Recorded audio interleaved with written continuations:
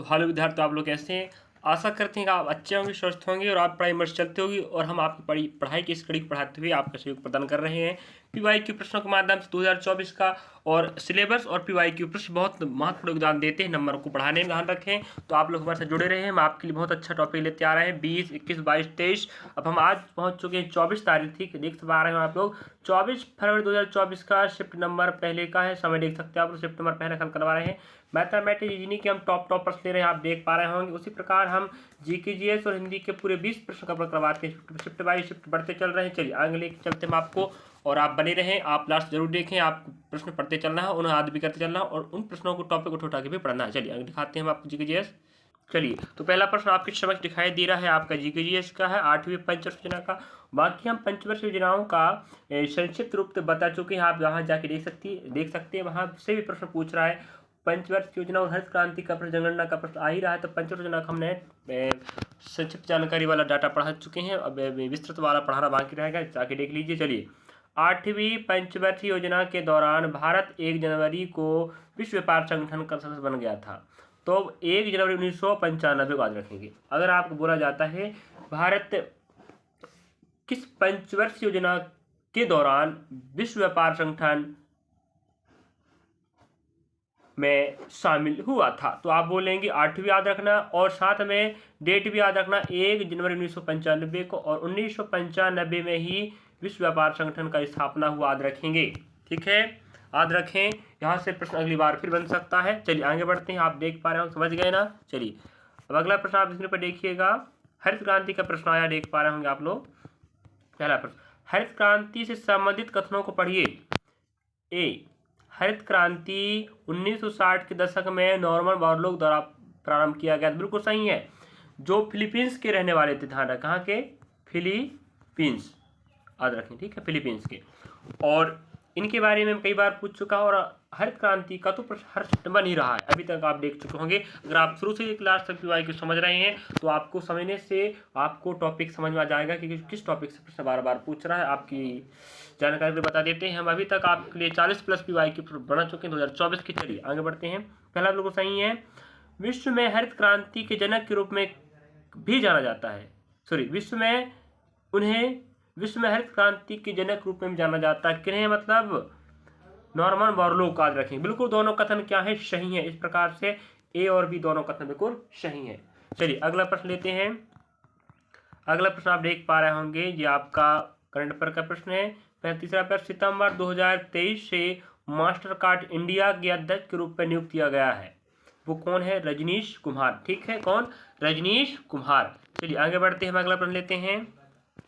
तो देख पा रहे होंगे, निम्नलिखित में से किसने राष्ट्रीय खेल हर साल होता है 2023 में सर्वाधिक स्वर्ण पदक जीते। जो स्वर्ण पदक, रजत पदक और कांस्य पदक होते हैं, उसमें से आपका स्वर्ण पदक सबसे बड़ा होता है। तो महाराष्ट्र, MS जिसे कहते हैं, महाराष्ट्र के खिलाड़ियों ने सबसे ज्यादा क्या जीते हैं, स्वर्ण पदक, याद रखें इस बात को। चलिए अगला प्रश्न लेते हैं, यह आपका करंट अफेयर्स का खेल का प्रश्न। अगला प्रश्न आपको दिखाई दे रहा होगा, निम्नलिखित में से किस गायक ने संबलपुरी लोकगीत रंगबत्ती को लोकप्रिय बनाया है, तो वो आपके कृष्णा पटेल, याद रखें। ठीक है, चलिए अगला प्रश्न आप दिखाते हैं इसके ऊपर। आप लोग अब देख पा रहे होंगे, बहुत शानदार प्रश्न, 2 नंबर पकाने वाला है। 77वां स्वतंत्रता दिवस किस वर्ष मनाया गया था, तो 2023 में मनाया गया था। 2024 में आपने कौन सा मनाए हैं, 78 मनाए हैं। ठीक है, और ऐसे ही बढ़ता रहेगा क्रम। अगला 2025 में आप 69वां मनाएंगे, 79वां। ठीक है, तो इस प्रकार से विद्यार्थी आपको प्रश्न बननी चाहिए था। अगला प्रश्न आप इसके देख पा रहे हो, और पैटर्न वही फॉलो कर रहा है, इसी प्रकार का प्रश्न देता है। राजस्व व्यय के संबंध में, राजस्व मतलब होता है जो सरकारी खजाना होता है, उसके खर्च के बारे में आपको बताना है। पहला, राजस्व व्यय केंद्र सरकार की भौतिक या वित्तीय संपत्ति के निर्माण के अलावा अन्य उद्देश्यों के लिए व्यय किया जाता है। अन्य उद्देश्यों के नहीं होगा भाई। पहली बात, भौतिक और वित्तीय संपत्तियों के लिए ही उपयोग किया जाता है, जी गलत हो गया। ठीक है, अगला, यह सरकारी विभाग और विभिन्न सेवाओं के समान कामकाज सरकार द्वारा किए गए ऋण पर ब्याज भुगतान और राज्य सरकारों और अन्य पार्टियों को दिए गए अनुदान के लिए खर्चों से संबंधित है। अब रही बात, अन्य पार्टियों को क्यों देंगी भाई, पार्टियों को नहीं दिया जाता, ठीक है, पार्टियां अपनी अपनी खुद पार्टियां होती हैं, वो खुद खर्चा करती, तो पार्टियों को हम नहीं दिया जाता। तो पहला भी गलत और दूसरा भी गलत, ए और बी ना तो दोनों सही। ठीक है, दोनों बिल्कुल गलत है। चलिए, गलत पहचानिए कह रहा है, समझ आता हूं वो हमें पूछ रहा है गलत कथनों को पहचानिए कह रहा है। ठीक, गलत कथनों को पहचानिए, तो यहाँ है ना तो ए और ना ही बी। ठीक है, गलत कथन नहीं जी कहना चाह रहा। ठीक है, चलिए अगला प्रश्न देखते हैं हम यहाँ पर, निम्नलिखित में से किस कलाकार ने रायकेला के छऊ नृत्य में योगदान के लिए संगीत नाटक अकादमी पुरस्कार दिया गया है। जैसे आपको पता है कि हमें पूछ चुका है कि छऊ नृत्य किस राज्य का नृत्य था, पिछले पीवाई में पूछा है, तो वो था ऑप्शन अकॉर्डिंग पश्चिम बंगाल का। और वर्तमान में तपन कुमार पटनायक को क्या दिया गया है, संगीत नाटक अकादमी छऊ नृत्य के कारण याद रखें। चलिए आगे बढ़ते हैं। इस प्रकार से विद्यार्थी याद रखेंगे, संबंधित प्रश्नों को पढ़िएगा जरूर, आपका नंबर बढ़ने वाला। धाम संघ तो आप सुने होंगे, शब्द का एक प्राकृत शब्द है जिसका संबंध प्राचीन भारत के निम्नलिखित में किस शासक से, तो वो है अशोक, सम्राट अशोक, जो आपके मौर्य साम्राज्य के शासक आदि। किस साम्राज्य शासक हैं, मौर्य। और इस साम्राज्य के पहले शासक चंद्रगुप्त मौर्य, जिन्हें पूछ चुका है। और पहले शासक कहें तो वो कौन है, चंद्रगुप्त मौर्य है। और अंतिम शासक है बृहदत्त, कौन है, बृहदत्त, याद रखेंगे। ठीक है, धम्म शब्द एक प्राकृत शब्द है जिसका प्राचीन संबंध है सम्राट अशोक से।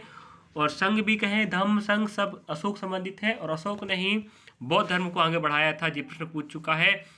अगर आप पूरे PYQ प्रश्न देख रहे होंगे, उन्हें याद कर रहे होंगे, तो आप अपने आप समझ सकते हैं कि PYQ प्रश्न कितना महत्वपूर्ण है, क्योंकि हमें रिलेटिव प्रश्न बार बार पूछ रहा है कि नहीं। जब एक शटल को हवा में उड़ाया जाता है, तब खिलाड़ी के पास सीधे विरोधी कोर्ट के फर्श पर एक शक्तिशाली ओवरहैंड शॉट लगने का समय होता है।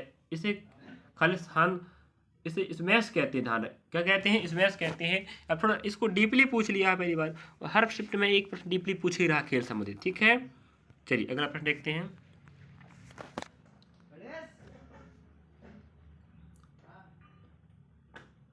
प्रधानमंत्री श्री नरेंद्र मोदी ने 31 अक्टूबर 2023 को राष्ट्रीय खालिस्तान दिवस पर कार्यक्रम पथ पर देश के, चलिए, दिवस पर कर्तव्य पथ पर देश के युवाओं के लिए मेरा युवा Bharat MY Bharat platform launch किया है। तो देख सकते हैं आप 31 अक्टूबर को एकता दिवस मनाया जाता है, याद रखेंगे। तो राष्ट्रीय एकता दिवस याद रखें, राष्ट्रीय एकता दिवस 31 अक्टूबर को मनाया जाता है। और यह हमारे भारत देश के पहले गृह एवं सूचना प्रसारण मंत्री कौन थे, पता है आपको, बताइए कौन थे, सरदार वल्लभ भाई पटेल, याद रखना, जिन्हें के बारे में पहले बता चुका हूं पिछले PYQ में ज़्यादा जानकारी। तो इस प्रकार हर वीडियो में अगर जानकारी हम ऐड करते रहेंगे, वही भी जानकारी रिपीट, तो जानकारी ज़्यादा हो जाता है, वीडियो लंबा हो जाता है। इस कारण से हम आपको बता रहे हैं PYQ प्रश्नों को समझें और उन टॉपिक को कवर करें जो बार बार एग्जाम प्रश्न आ रहे हैं। ठीक है, चलिए अगला प्रश्न देखते हैं।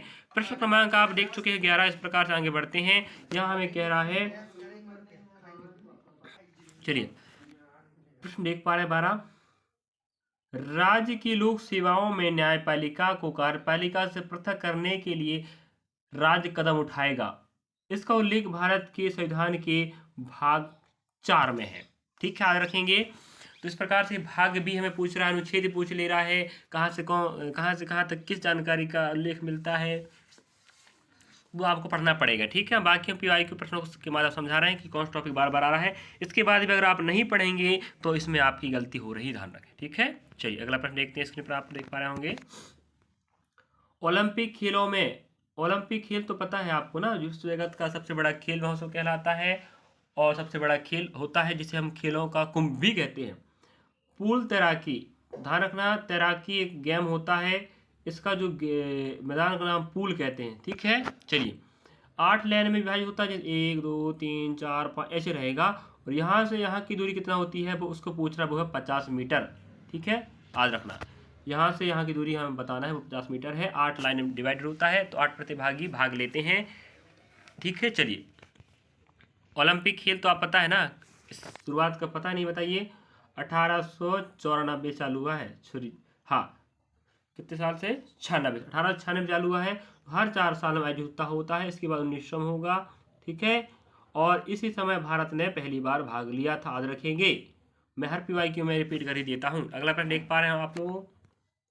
किसी पदार्थ का खाली स्थान वह तापमान और दाब होता है जिस पर उस पदार्थ का 3 चरण गैस, ठोस, द्रव, उष्म गति साम में एक साथ रहते हैं। मतलब ठोस, द्रव, गैस सब एक साथ रहते हैं, उस अवस्था को हम बोलते हैं त्रिक बिंदु, याद रखेंगे। ट्रिपल पॉइंट ध्यान रखें, ट्रिपल मतलब 3, गैस, ठोस, द्रव इस बिंदु पर पहुंच जाते हैं कि समान अवस्था में रहते हैं, उसको हम बोलते हैं त्रिक बिंदु, ठीक है ना। समझ गए ना। चलिए अगला प्रश्न आप इसके ऊपर देख पा रहे होंगे। चलिए इस प्रकार से आज का थोड़ा सा हार्डली लग रहा मुझे, आप भी समझ पा रहे होंगे। 24 तारीख का ध्यान रखें। शिफ्ट नंबर पहले का PYQ चल रहा है, ठीक है। GS 15 प्रश्न देख पा रहे होंगे। भारत सरकार द्वारा आयोजित सामाजिक, आर्थिक और जातिगत गणना 2011 ने परिवारों को कितनी श्रेणी में स्थान दिया? वो है आपका 3, याद रखें कितना है? 3। तो इस प्रकार भारत सरकार द्वारा आयोजित आर्थिक और जातिगत गणना 2011 ने परिवारों को कितनी श्रेणी में स्थान दिया? वो है आपका 3।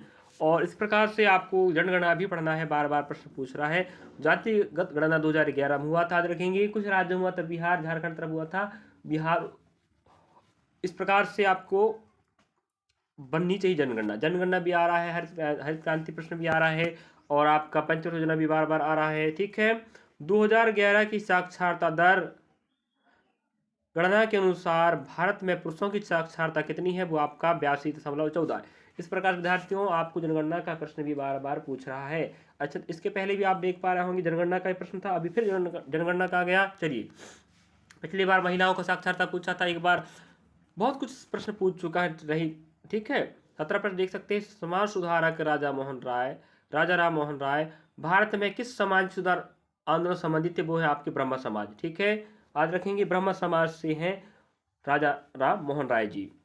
और जिसे आपको पता होनी चाहिए, ब्रह्म समाज संस्थापक कौन कहलाता? राजा राम मोहन राय।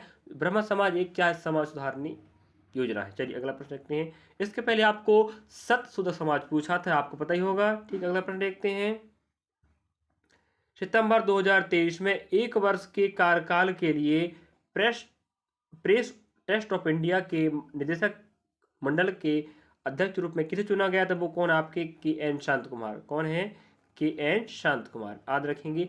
उस समय 2023 की बात था, जो आपका करंट अफेयर का प्रश्न था। चलिए अगला प्रश्न देख पा रहा हूँ आप 19 नंबर। चलिए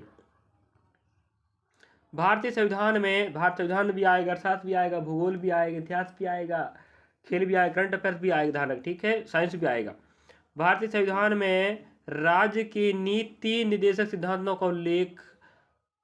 का उद्देश्य क्या है? सामाजिक एवं आर्थिक न्याय। जैसे आप पता है नीति निर्देशक तत्व, जिसे हम बोलते हैं सामाजिक एवं आर्थिक न्याय का उल्लेख हमें कहाँ मिलता है? नीति निर्देशक सिद्धांतों में मिलता है, ठीक है। क्या आपका साइंस का नहीं है, पॉलिटिकल साइंस का प्रश्न है। चलिए अगला प्रश्न आप देख पा रहे होंगे। शास्त्रीय नृत्य में निम्नलिखित में से कौन सा रस क्रोध को दर्शाता है? तो क्रोध मतलब होता है रौद्र, जिसे हम कहते हैं इसका रौद्र रूप है, क्या कह सकते हैं? क्रोध रूप है, ठीक है। इस प्रकार विद्यार्थियों थोड़ा सा आप देख पा रहे होंगे, आज आपका यह सिर्फ थोड़ा सा कठिन सा लगा है कि नहीं। तो इस प्रकार से 24 तारीख का जिस विद्यार्थी रहा होगा उसको तो नंबर थोड़ा सा दिक्कत हो गया होगा जी इसमें। फिर भी आप प्रयास करना है, आपको टॉपिक उठा के आप कवर करने का प्रयास करेंगे विद्यार्थियों। हम आपके साथ हैं, आप PYQ करवाते रहेंगे, पूरा जनवरी दिसंबर करवाएंगे, ठीक है। और फरवरी में आपको पता पेपर होना है। तो अगर आपको वीडियो अच्छा लगा हो तो जरूर लाइक सब्सक्राइब शेयर करें। आपके लिए ध्यान रखें 40+ PYQ पर बन चुके हैं। अगर 40 प्रश्नों को पढ़ लेते हो आप लोग तो 100% गारंटी बता रहा हूं मैं, आपका नंबर इंक्रीज होने वाला। आप टॉपिक समझ जाओगे, कौन टॉपिक कवर हो रहा है, कॉन्सेप्ट क्लियर हो जाएगा आपका। मैथ्स रीजनिंग का तो हम टॉप प्रश्न करवा रहे हैं, उन्हें तो इतना पढ़ लीजिए, आपका ऐसे नंबर इंक्रीज हो जाएगा, ध्यान रख, ठीक है।